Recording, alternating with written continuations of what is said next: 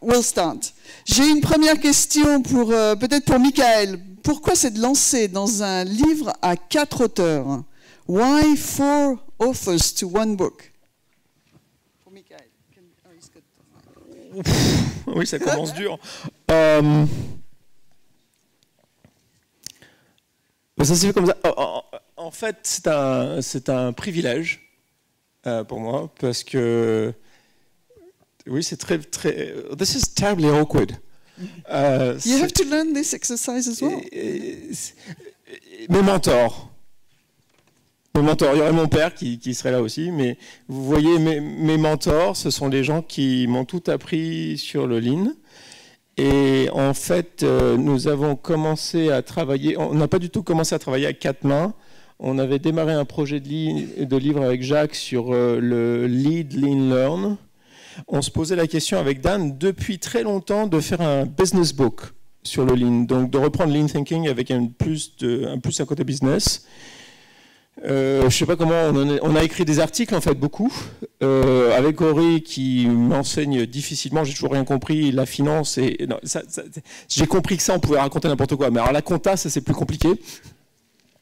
Et progressivement ça s'est mis en forme, et il n'y a pas eu vraiment de point de décision à un moment donné. À un moment donné, c'est devenu un projet à 4 et c'est très bien passé. Alors, il y a quand même un truc de drôle sur cette histoire de Lean Strategy, c'est que quand on a publié le livre aux États-Unis, on a eu une volée, un barrage de résistance du monde du conseil sur le fait que les gens nous disaient « Non, le Lean ne peut pas être une stratégie ». Alors on disait ben, « Oui, c'est pas nous qui disons ça, regardez, ce sont des patrons qu'on met dans les études de cas, ce sont des patrons qui disent que eux, le Lean est leur stratégie. » Et la réponse est « Oui, mais les patrons savent pas ce qu'ils font, ils peuvent se tromper aussi. » C'est un peu compliqué. Donc on a eu beaucoup de débats sur comment se fait-il que les gens ont autant de mal à comprendre que le Lean peut être une stratégie. Alors, vous voyez pas la partie drôle. La partie drôle, c'est qu'en fait, depuis que je connais Ori, qui fait plus de 10 ans, il n'arrête pas de me répéter que le Lean est une stratégie et il m'a fallu 10 ans pour le mettre dans le livre. Donc je me dis que si les gens qui ne veulent pas entendre que le Lean est une stratégie aujourd'hui, il va falloir sans doute attendre 10 ans parce que je n'ai pas fait mieux qu'eux. J'ai d'ailleurs une question pour Ori. I'm going to give it in English in a minute, but first in French. La question que j'ai pour Ori Fiume, je ne sais pas si vous savez, mais il a été le directeur financier de Wymold, qui est une des premières entreprises qui ont été décrites dans les premiers livres sur le Lean. Et Ori a écrit il n'y a pas très longtemps un article dans Planet Lean où il décrit finalement le dilemme des PDG qui venaient les voir chez Wymold, parce qu'on avait commencé à parler d'eux dans les livres, donc les PDG venaient. Et puis on leur expliquait, ben, le vrai Lean, attention, vous allez faire de la productivité, vous allez même faire de la productivité à 2 chiffres. Mais du coup, pas question de virer les gens, sinon vous vous auto-sabotez. Donc il va falloir faire aussi de la croissance à 2 chiffres. Hein. Si on fait de la productivité à 2 chiffres, il faut faire de la croissance à 2 chiffres. Alors là, tout le monde partait en courant, parce que les gens bloquaient et ne voyaient pas comment ils allaient pouvoir faire de la croissance à 2 chiffres. Et donc je pense que l'histoire de la stratégie est peut-être derrière ça. Donc I'm going to ask you the question, it's about your Planet Lean article and the CEO dilemma, where they were coming and visiting you in Wymold, and you were telling them that if you do seriously Lean, you're going to have double-digit productivity gains, but no way you can lay off people, so you have also to start considering double-digit growth. And this is where most of them were a bit stuck. And probably this is what led you to see Lean as a strategy. Can you expand on this? Sure. Thank you, Catherine. You know, when I first really got deeply involved in Lean, and we didn't call it Lean back in the early 90s, that word itself didn't come into the vocabulary until Dan and Jim introduced it. But, you know, one of the things that we talked about was, you know, one of the objectives was eliminating waste. Now, my accounting brain translated that as eliminating waste equals reduced cost. And I worked under that assumption for a couple of years, and actually it wasn't until one of my Japanese senseis put me on the right track. Because the way it was explained to me, when Toyota talks about eliminating waste, they're talking about eliminating non-value added activities that frees up time. Okay? So when you think about that, if it takes you less time to do anything you do, that's the definition of a productivity gain. And in fact, we were achieving double-digit productivity gains with what we were doing. In fact, over a 10-year period, we averaged productivity gains of about 14% a year. Okay? Now that's probably about, what, 7 or 8 times the national average? We were in an industry that only grew at GDP rates. In the United States, the electrical products industry grew at, 2, 3, 4% in a fantastic year.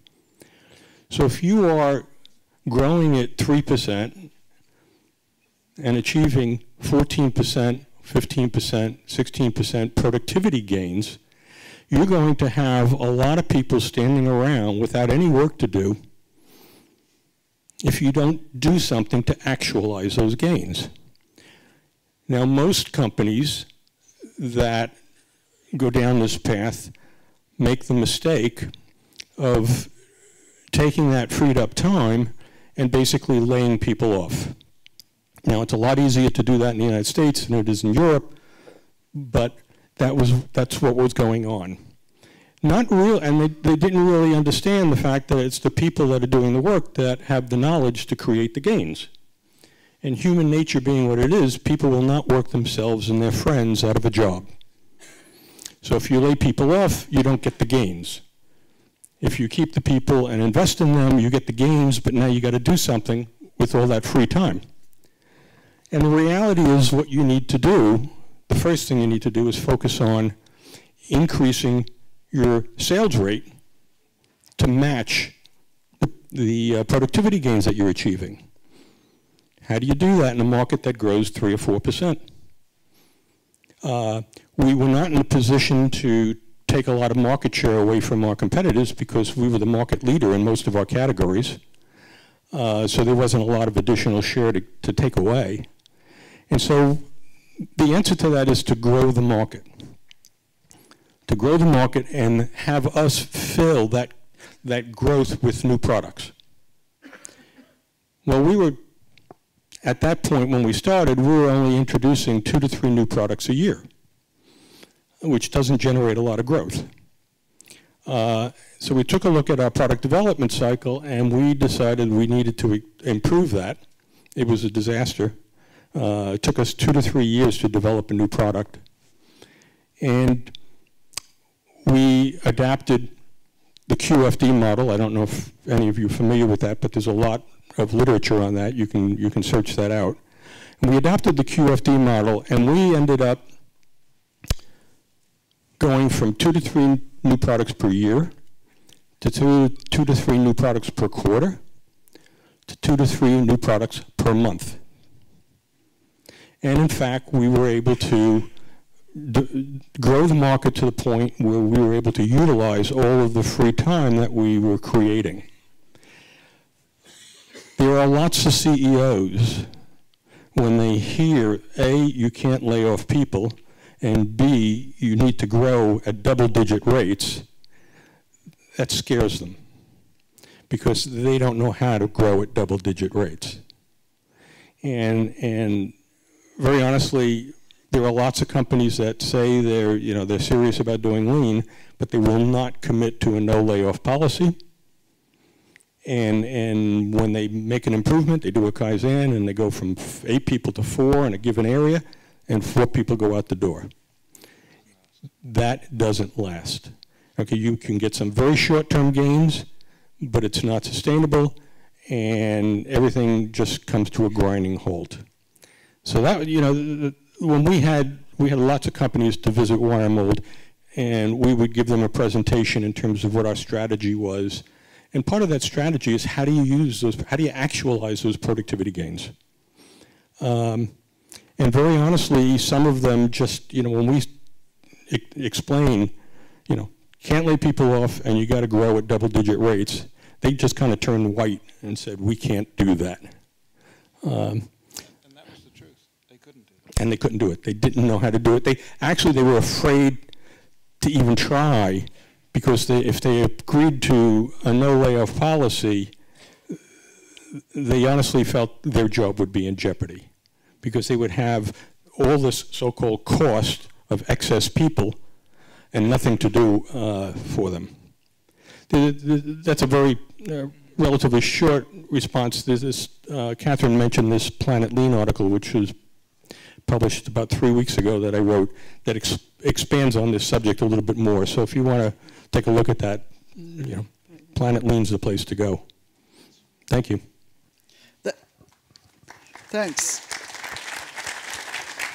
That would be my next question would be to Dan, actually, on similar subject. If I may, I will explain in French first. La question que je voudrais poser à Dan derrière, c'est, il nous a parlé du TPS comme étant une zone, un système d'apprentissage. Et on voit bien que si on veut faire du lean sérieusement et qu'on ne veut pas supprimer des postes et qu'il faut travailler la croissance, le time to market, etc., il faut bien qu'on arrive à faire le lien entre le TPS, le Kaizen quotidien et petit à petit des idées de nouveaux produits.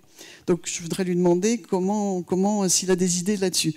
So the question is similar to what Ori was saying. We understand clearly that to grow, to avoid the situation that Ori was describing, you have to grow.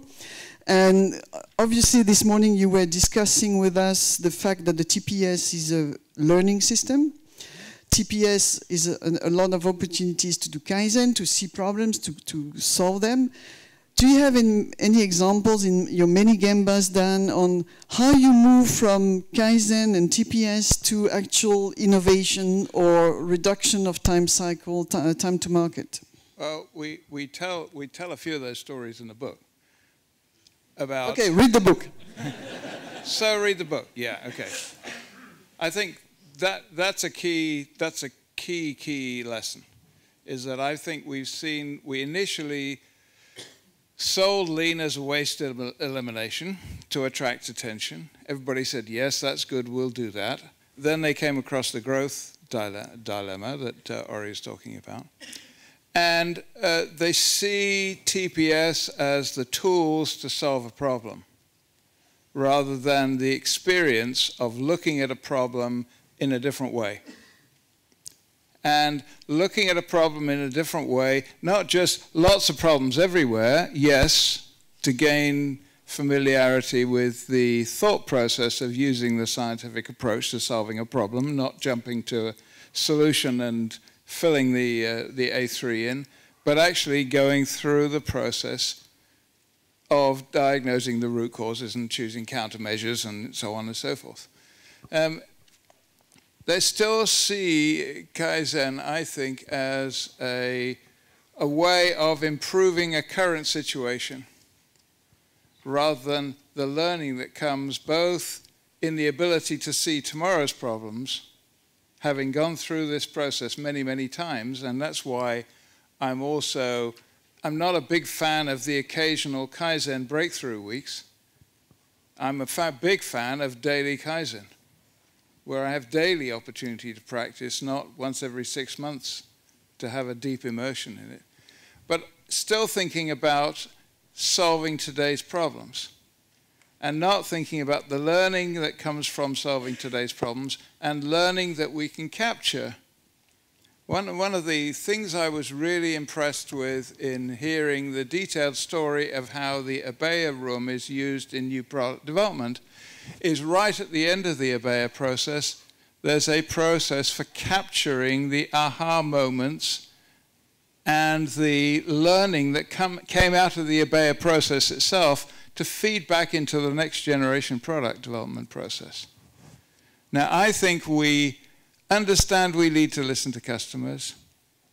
We tried in Lean Solutions to introduce the lean methodology to thinking about the customer's process of solving a problem as a way of understanding that customers are using your products and services to solve a problem, and that's the whole point of the exercise. So we've tried to introduce a framework for capturing the experience of users. We've not seen a systematic way, other than the Chief Engineer program, of capturing the lessons from the Gemba from making yesterday's product or making the previous generation product and capturing that into the next generation product. It's not an obvious process, but it's extremely powerful. Having said that, I'm really very, very encouraged because both François' presentation and Nicolas' presentation has shown us lean from operations moving into, François is moving into le TGV du futur. God help us. And Nicolas is, when you see that the offer on the website is being reduced from an offer of 3 weeks to 8 days, you can see the value engineering, you can see the offer in the rest.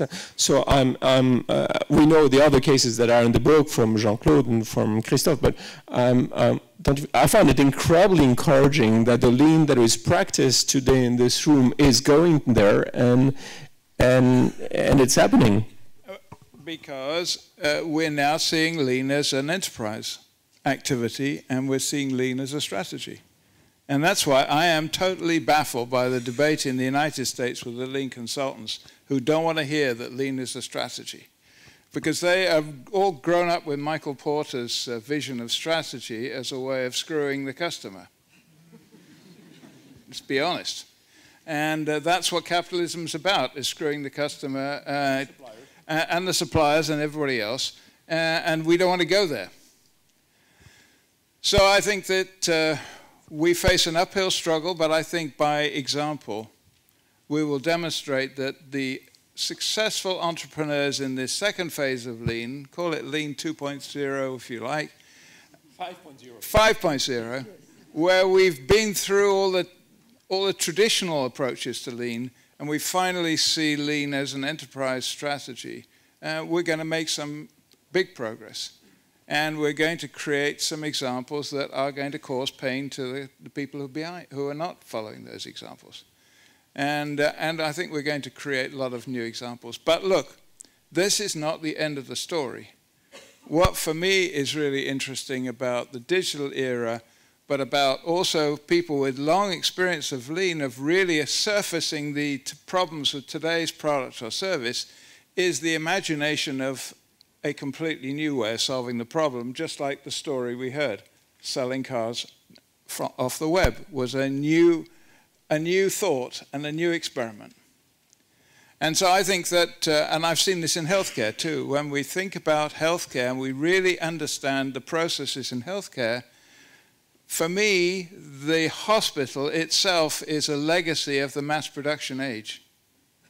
And there are already experiments going on in many places, including in Sweden, where they're actually taking all of those services out of a central hospital factory, because that's what it is, and taking those back into the community with the specific objective of getting rid of the hospital.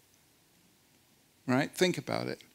I think most of the infrastructure we have are legacies of the mass production age. Big airports, big stores, don't want big stores anymore, big hospitals and so on. But we can't replace them until we can, in detail, imagine rethinking the process of delivering that service in a different way. So for me, we're just at the beginning of a much more radical rethink of how we live, how we work together, how we think about organizing work. And so, to me, the interesting thing about the digital era isn't the platforms. The platforms are becoming like utilities and probably should be regulated like utilities. I've never ever been on Facebook. But what we can do with those platforms, what we as creative individuals, supported by all kinds of systems and support that we didn't have before, are going to be able to do. So I think there is a lot to come in thinking not just about alternatives to the big mass production assets we're trying to improve today, to envisage a completely different way of delivering those products and services in a much more decentralized way in the future.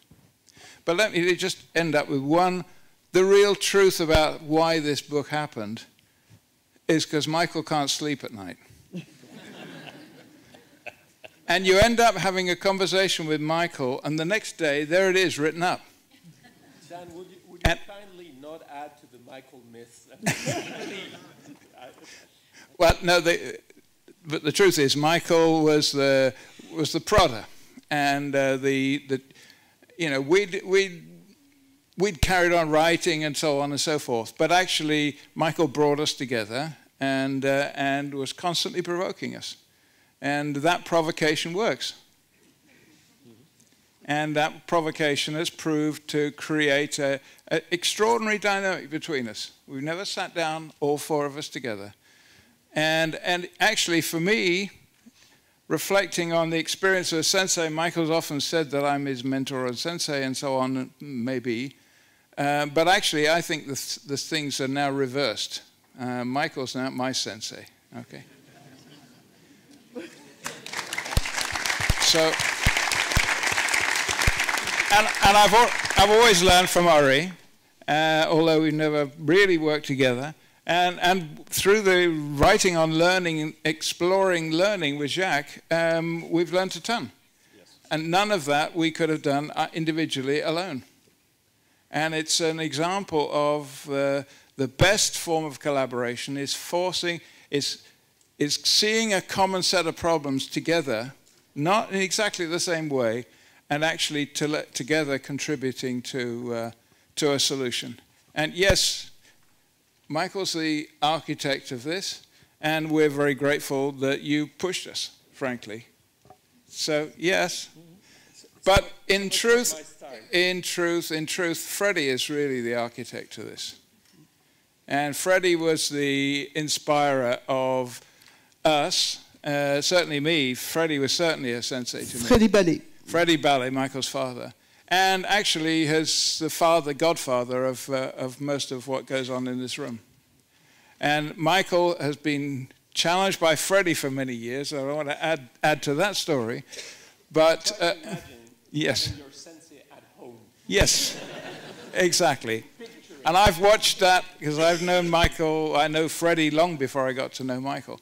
It's a long story, but it's a story where we've been free to think and we've taken the freedom to push our thinking as far as we can. And constantly actually disagree with each other. I mean, we've had long fights on many points over the years. And it's a really surprising thing when finally you come to a settled conclusion that actually creates a format that everybody's happy with. And I'm very happy with this book. I think it's a fantastic conclusion, not because it's my book, because it ain't. It's our book. And that's actually the best process for creating a book, I think. Particularly when the subject matter is something you can't learn from a book. You can only distill out of experience. Because it's all counterintuitive to the way we've been taught, not necessarily the way that we came into this world.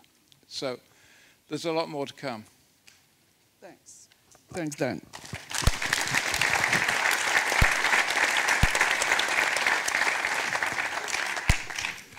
Talking about experience, I would like to ask Jacques a question about the 4D and 4F, but first I'll switch back to French.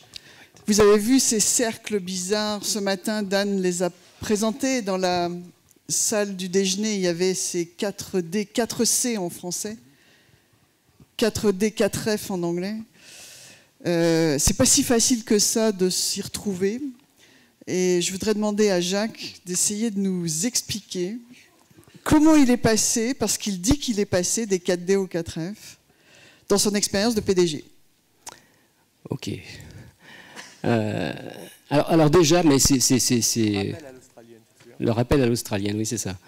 Donc je ne vais pas raconter mon expérience avec Michael, mais c'est vrai qu'au début, c'est difficile de rentrer dans le lean. Et j'avais, comme tout le monde, Nicolas l'a très bien décrit, mais ma première expérience avec un grand cabinet de consultants où on délègue le lean en productivité, je ne vais pas développer parce que ce n'est pas le sujet. Et quand je suis rentré dans le lean avec la démarche qu'on essaye tous de suivre aujourd'hui, j'ai essayé de... Parce que j'en avais fait l'expérience quelques jours avant, j'ai essayé de comparer le lean au rappel. Dans le rappel classique, vous descendez en regardant le mur, le dos au vide. D'accord ? Et dans un séminaire de team building, comme vous pouvez en faire, on était à Saint-Malo, dans le fort qui est au milieu de la baie, et on a fait du rappel à l'australienne. Qui a déjà fait du rappel à l'australienne ? On m'a levé les doigts. Hein. Il y en a au moins un, parce qu'il était avec moi. Frédéric, voilà, il est là, d'accord. Ok. Ouais. Bon. Alors, rappel australien, en fait, vous êtes pas du tout dos à la falaise, vous êtes face au vide, et vous êtes en rappel quand même. Hein. Et vous commencez à descendre, alors moi je suis pas grand, c'est plus facile, et vous commencez à descendre perpendiculaire à la falaise, donc face au vide. Et c'est un moment qui est très difficile, le lancement. Après, c'est facile, mais il faut marcher, parce que si vous arrêtez de marcher, c'est foutu. Bon. Et donc, j'écris ce truc-là, et pour moi, c'est vrai que le lean, c'est vraiment le rappel à l'australienne, parce que vous êtes vraiment face au vrai sujet, face au vide, j'allais dire face au client, plutôt que dos au client. Et donc, ça, c'était la première image qui m'est venue. L'autre, c'est quand Nicolas a expliqué dans ton dernier slide les changements, je crois qu'on l'a tous vécu. Et moi, ce qui me frappe le plus, dans tout ce que j'ai pu entendre par rapport au 4D ou 4F, c'est que ce qui nous a servi dans le livre, c'est qu'on a réussi à cristalliser ce que sont les 4D. Et je l'ai vu ce matin quand Dan a présenté, c'est facile de vous expliquer les 4D parce que c'est le fonctionnement que tout le monde a. On définit une réalité, on décide d'y aller, ça c'est les deux moments nobles de la stratégie, ce qu'on fait en général dans un séminaire à l'extérieur. Hein. Et ensuite, on revient dans l'entreprise, on fait exécuter, et après alors dans la traduction française, le vrai verbe qu'on voulait utiliser, mais on n'a pas osé, c'est de se démerder. Voilà, on a dit démêler, mais bon, voilà. Et ça, donc ça c'est facile à expliquer. Parce que finalement, c'est ce que j'ai fini par comprendre, parce que finalement, pour nous, la réalité dans le cycle traditionnel, elle est au bout du processus. Elle est au bout du processus. C'est avec ça qu'il va falloir qu'on se débrouille, mais elle est au bout du processus, parce que au départ, quand on décide et quand on définit, on est dans notre tête. On est dans les PowerPoint. Et le 4F, ben justement, la réalité n'est pas un point d'arrivée. Dans le 4F, la réalité est un point de départ. Et c'est le Gemba, en fait. Si vous faites un Gemba, on s'est amusé avec Catherine l'autre jour, on a fait un Gemba ensemble. En fait, le Gemba, c'est les 4F, c'est les 4C. Vous commencez par chercher le problème. Alors en anglais, on a dit find. En anglais, on l'a trouvé. En français, on est encore en train de le chercher parce qu'on cherchait les 4C. Mais c'est vraiment une démarche très heuristique. On ne sait pas ce qu'on va chercher. Mais une chose dont on est sûr, c'est qu'on part du terrain. Et ce départ du terrain, c'est le plus difficile. Parce qu'il nous arrive, je peux raconter l'histoire d'humiliation que m'a donnée Michael, mais vous allez comprendre. Mais non, je ne recommence pas. Mais c'est seulement pour vous montrer. On avait une usine en Bourgogne absolument magnifique, construite dans les années 2000, avec des patios, des palmiers, l'air conditionné, tout ce que vous voulez, le truc d'entreprise libérée, quoi. Et on commence à visiter l'entreprise, et moi j'étais très très fier de faire visiter mon entreprise à Michael. Je ne le connaissais pas encore. Et donc, je m'approche, comme on le fait tous, des opérateurs, et je leur dis bonjour, je les appelle par leur prénom, parce que je les connaissais très très bien, etc. Et tout. Donc voilà, j'étais un patron, super patron, voilà. J'étais content, mon narcissisme était à son maximum. Et au bout d'un moment, on continue d'avancer, et il ne me tutoyait pas encore, mais je vais le faire comme s'il me tutoyait. Il me dit, mais Jacques, regarde, t'es une brute, t'es un salaud de patron, regarde ce que tu leur fais à tes mecs. Alors là, évidemment, t'es sympa, mais t'es cruel. Oui, je suis sympa, mais c'est cruel. Ouais. T'as dit ça, d'accord, ok, t'as dit ça. Ok, t'es cruel. Et donc, alors qu'en bon sensei, évidemment, il ne donne pas la réponse. Donc j'ai cherché dans ma tête, et j'ai découvert qu'effectivement, je pensais avoir de bonnes relations avec les personnes parce que je leur disais bonjour, etc. et tout, mais qu'in fine, je ne les respectais pas sur le terrain, dans leurs conditions de travail, parce que je voyais les problèmes ergonomiques qui se posaient, des caristes qui se tordaient le cou pour aller monter les palettes, etc., etc. Toutes choses qu'aujourd'hui, quand vous faites du lean, vous voyez quand vous visitez les entreprises des autres, sans aucune difficulté. Et donc pour moi, les 4F, c'est vraiment ça, ça part de cette expérience-là. Et puis évidemment, quand on le fait en ligne, on va commencer à travailler sur des vrais sujets, parce que comme l'a dit très bien Dan ce matin, c'est une pensée qui se nourrit de l'action. Ce n'est pas une pensée qui se nourrit d'une idéologie ou d'une simple pensée. Donc voilà, Catherine, en quelques mots, comment je peux le décrire, parce que tout le reste, comme disait Dan, c'est écrit dans le livre. Je voudrais compléter, il y a deux choses. Il y a un truc qui nous a frappé avec Dan dans un aéroport en venant d'un... On a fait un séminaire en Allemagne organisé par des consultants qui était très rigolo parce qu'à la pause, ils nous ont séquestrés, littéralement, pour pas qu'on parle aux gens dans la salle, à la pause. Do you remember how they sequestered us and there was a guard standing there, so we were in Germany, sequestered in this room with guards. Et à l'aéroport, on s'est rendu compte que la façon, on aurait dû mettre un 5e F, c'est flow, c'est le Kanban. C'est-à-dire qu'en fait, le Kanban est la façon de découvrir les problèmes. On ne découvre pas les problèmes en les regardant, on find, on découvre les problèmes en les résolvant, et que le Kanban fait ça. Donc, je peux dire que dans la salle, il y a un héros... Il y a un héros moins connu que les autres de toute l'aventure de l'usine de Jacques, c'est Eric, hein, d'accord? Donc Eric Prévost. Donc Eric Prévost, qui contre vent et marée a mis en place le Kanban. Et tu es d'accord que c'est là qu'on a commencé à voir, Frédéric, que c'est là qu'on a commencé à vraiment révéler les vrais problèmes. Et les vrais problèmes, c'est comme ce que disait, et c'est ce que disait Ori, c'est que les vrais problèmes, c'est que les ressources sont pas du tout au bon endroit, qu'on a des problèmes de rework et de capacité qu'on comprend absolument pas, mais que sans ce travail de nettoyer la vitre avec du Kanban, donc qui est un outil très technique, et il faut comprendre que le Kanban, c'est comme... Ce qui m'a frappé récemment, c'est que 80% de la littérature de Lean, les livres sont là pour vous expliquer que vous pouvez faire du Lean sans Kanban.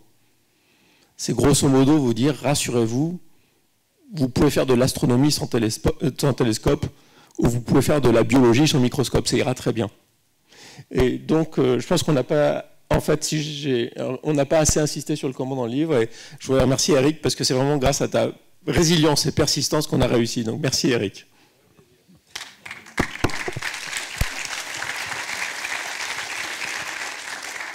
Est-ce qu'il y a parmi vous des gens qui aimeraient poser des questions à nos 4 auteurs ? Je suis dans la lumière. Est-ce qu'il y a quelqu'un qui voudrait poser ? Oui, là-bas, pardon. Le micro arrive. Dans mon parcours d'étudiant, il y a une promesse qui avait été faite par un économiste qui m'avait beaucoup marqué à l'époque, qui était Keynes, qui disait que mes arrière-petits-enfants, ils pourront ne pas travailler parce qu'on aura tellement de productivité que on pourra ne plus rien bosser, quoi.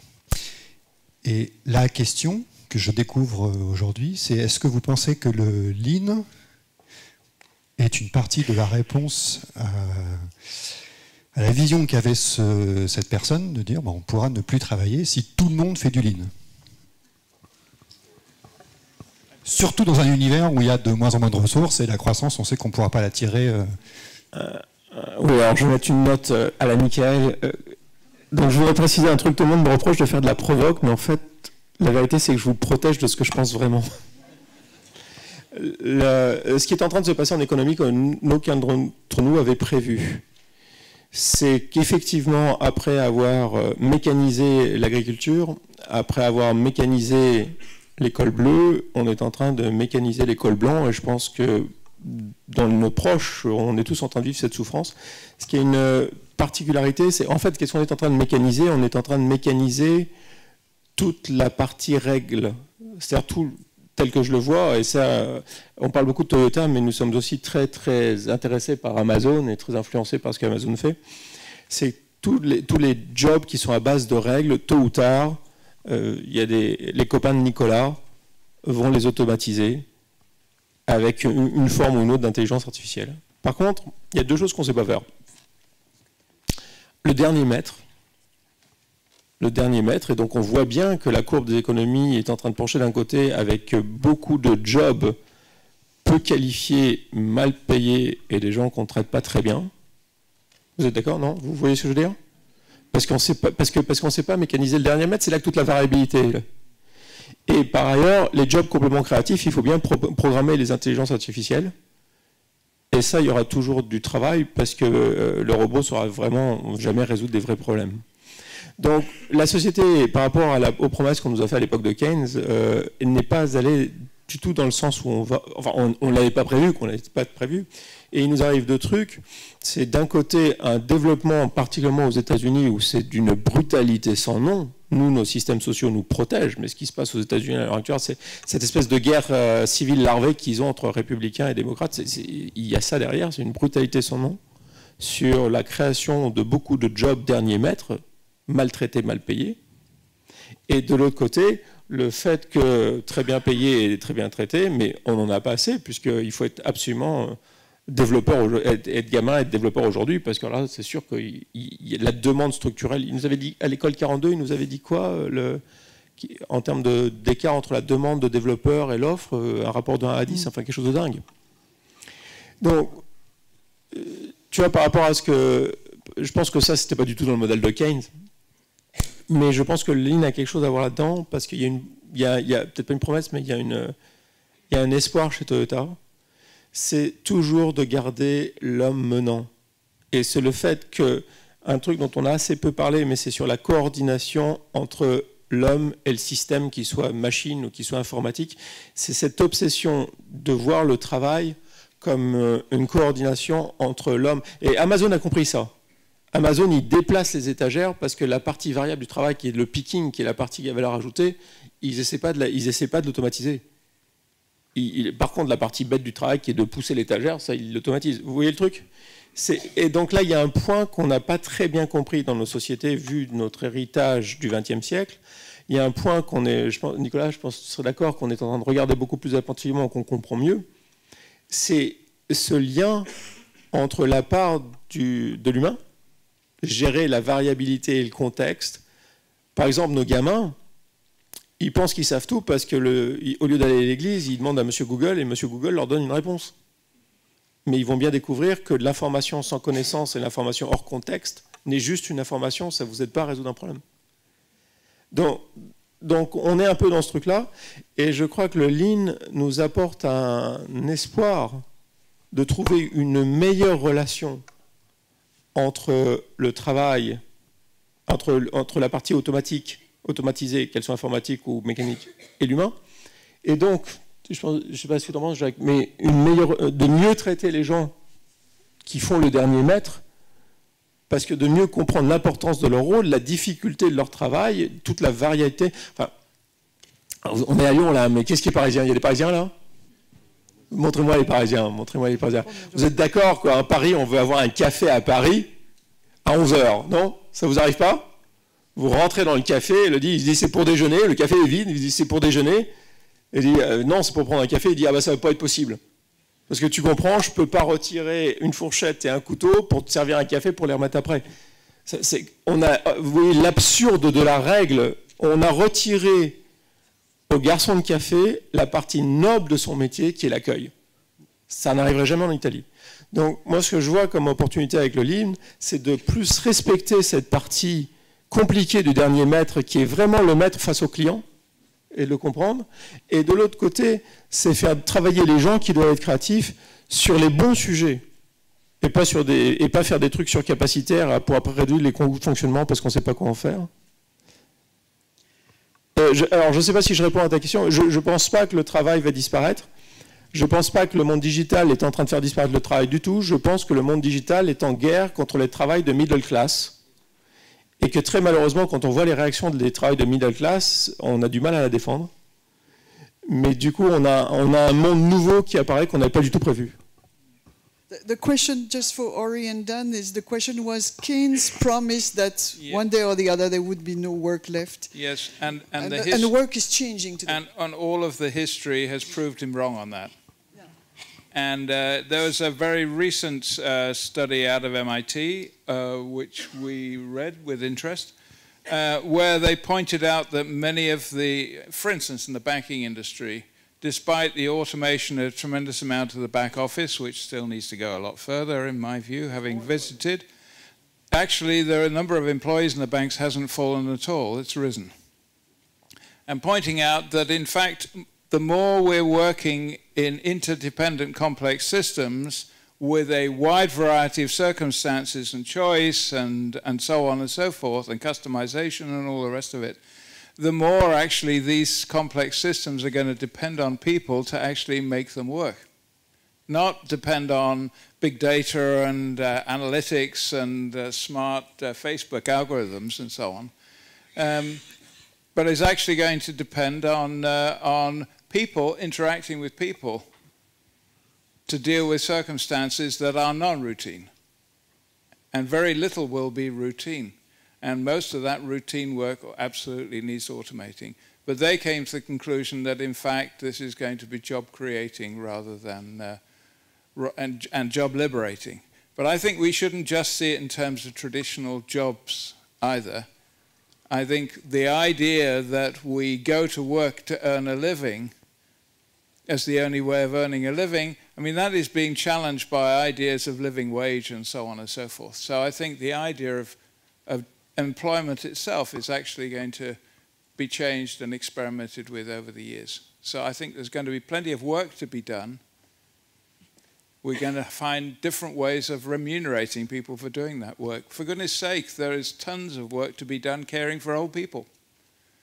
And we're going to have to find a way of either paying for that, either paying for that, or recompensing in other ways through living wages people who volunteer to do that kind of work. So, you know, we've got to be a lot more flexible in our thinking. The question actually reflects a traditional mechanistic view of the economy. You know, if you look at the history of progress over, let's just leave it at hundreds of years, probably longer than that, every advancement that we've called progress has caused disruption.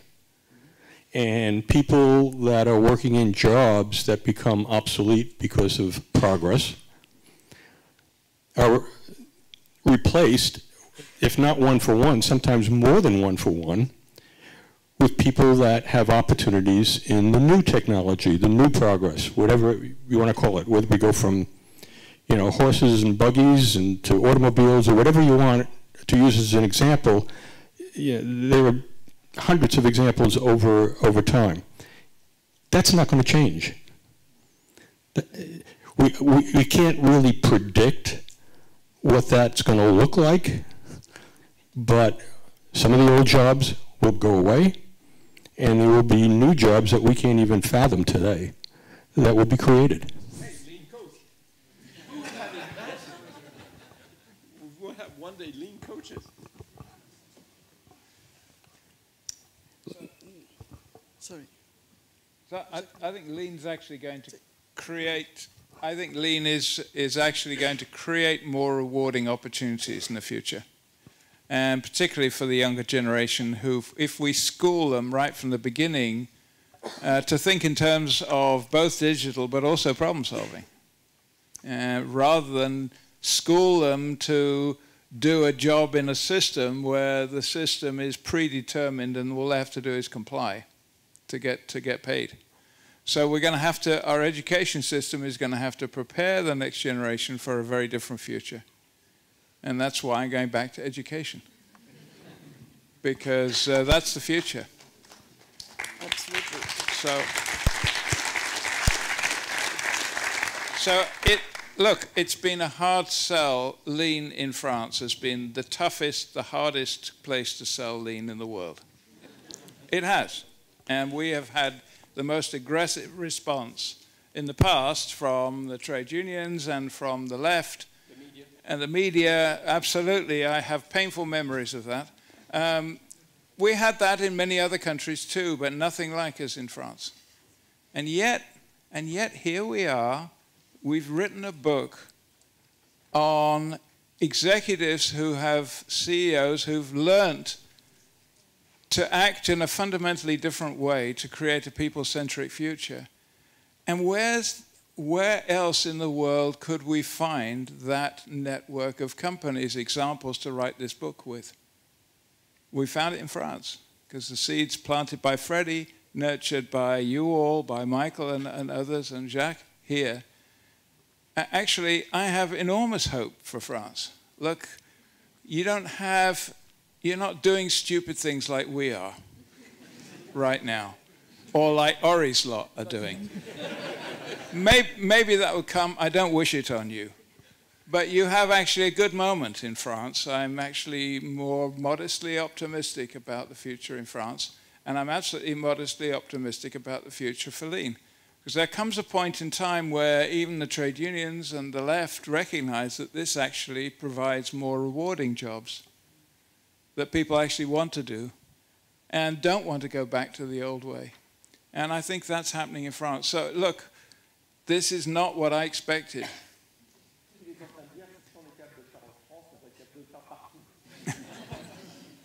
Yeah, well, I've said some tough things about France in the past. But you still invite me here, so... okay, this is the last time, so I won't probably...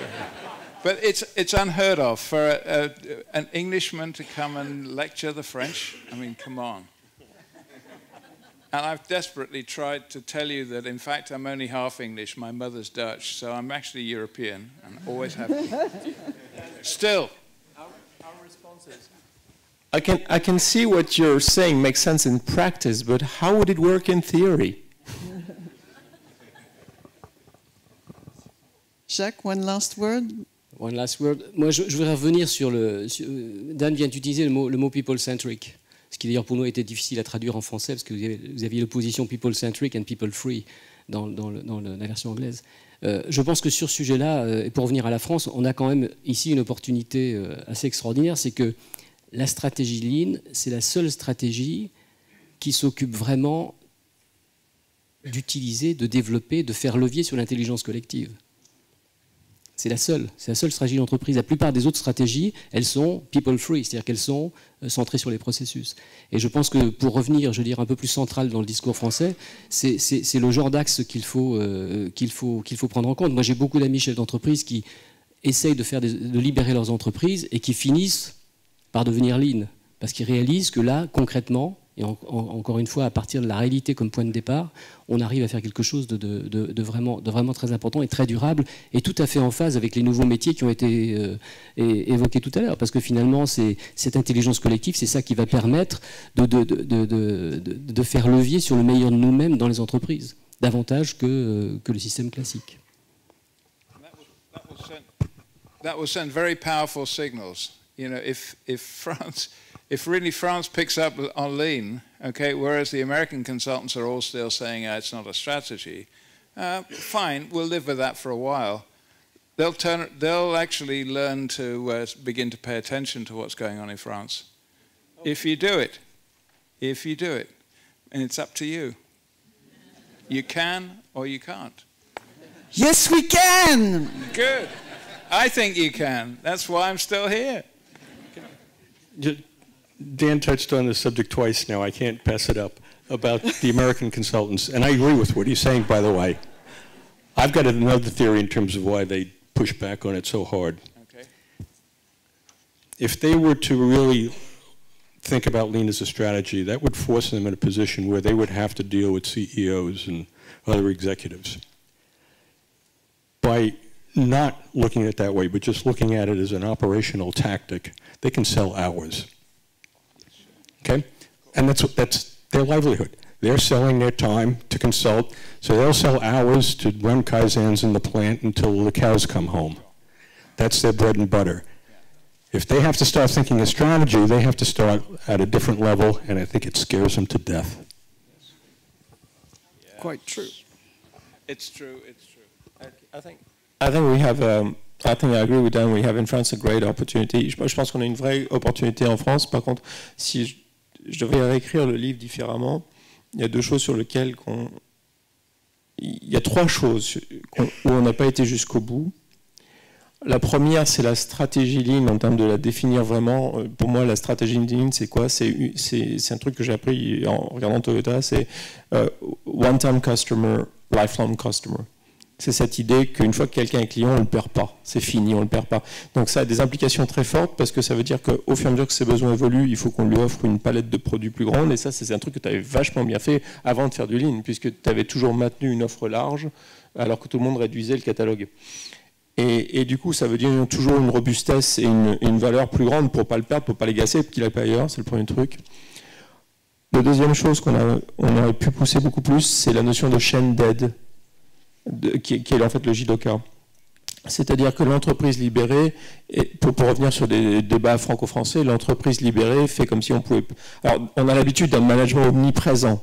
Donc, vous avez parlé à Isao en disant ouais, mais la hiérarchie, puis alors nous, la réaction inverse, c'est de dire il n'y a plus de hiérarchie, on libère. Alors que non, on a vraiment, vraiment besoin d'une hiérarchie. Mais c'est une hiérarchie qui aide. Et qui aide vraiment, c'est-à-dire qui aide, comme on a vu les exemples, en mettant la main à la pâte pour débroussailler des problèmes qu'il ne sait pas résoudre, en formant et en encourageant l'amélioration. Donc c'est cette notion de chaîne d'aide. Et le troisième conseil qu'on aurait pu pousser plus, c'est qu'il n'est pas question de rompre les silos. On ne fait pas une opposition avec la bureaucratie, l'organisation avec les silos, pas du tout. Il est une question de les faire marcher ensemble mieux.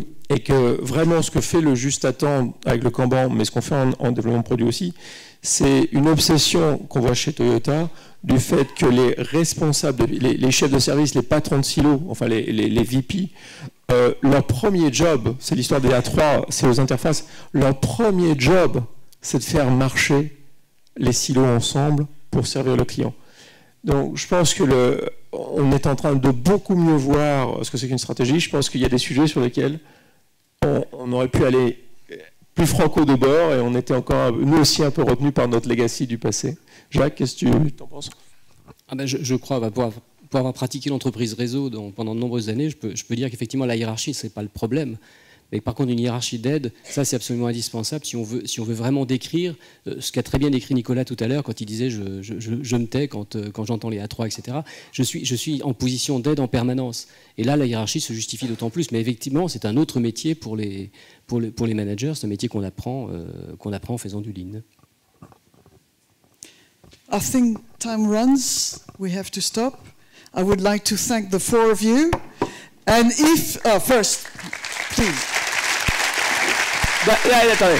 Est-ce qu'on peut d'abord remercier Catherine et Richard pour l'organisation du summit? Florence. Et Florence.